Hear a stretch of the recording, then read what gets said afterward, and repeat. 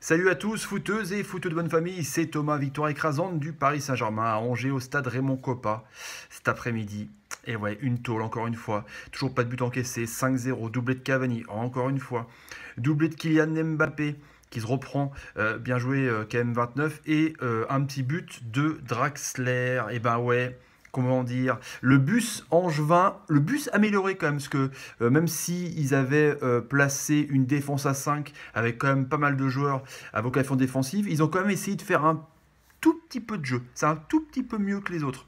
Je parle de Nantes, je parle de Montpellier, ou je parle encore de Toulouse. C'était voilà, ils ont essayé de montrer quelque chose, mais bon, la machine, le rouleau compresseur parisien a très bien fonctionné. Bon, ce qu'il faut signaler quand même, c'est que ça continue à gagner, même sans Neymar, et je trouve, sans lancer une polémique, quand même que je l'avais déjà dit dans les précédents débriefings, ça joue quand même un peu plus collectif quand l'ami Neymar n'est pas là. Je trouve ce milieu de terrain vraiment intéressant. Verratti rayonne quand son ami Mota, Papi Mota n'est pas là. Verratti, c'est redevenu un monstre.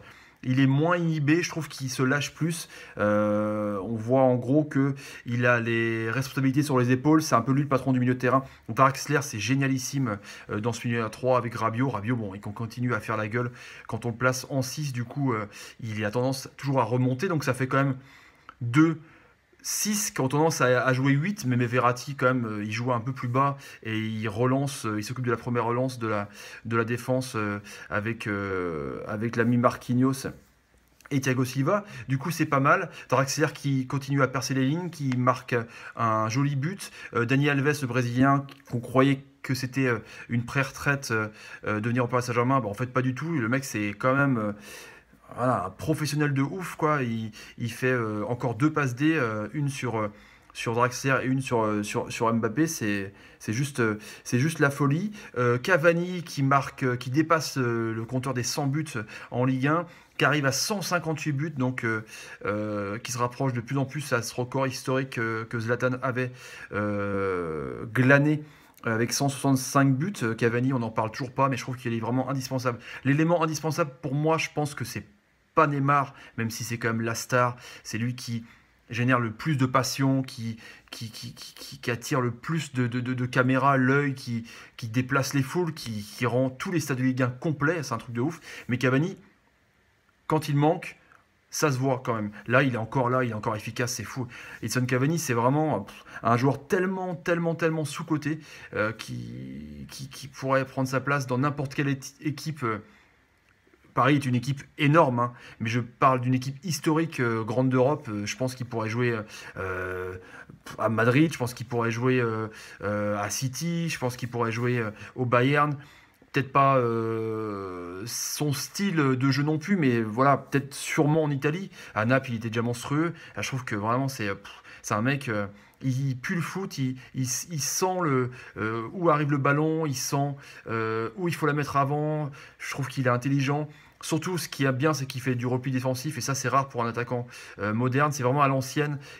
C'est lui qui fait l'essuie-glace devant, qui fait la première défense, qui gêne quand il y a relance de l'adversaire, qui gêne les premières offensives adverses. C'est vraiment un taille patron Cavani ce soir, chapeau bas.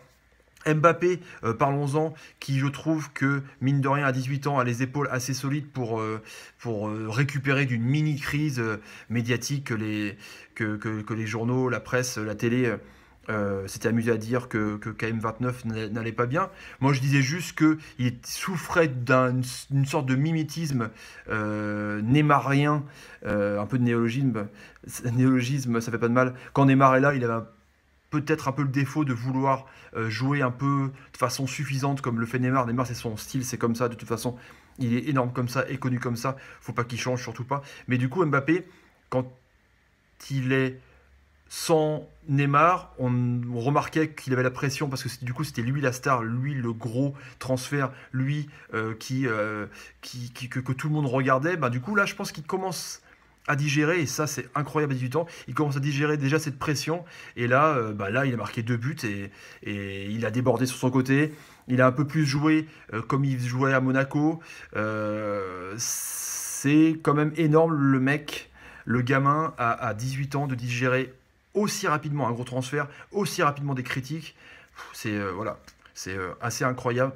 Euh, la défense, c'est nickel.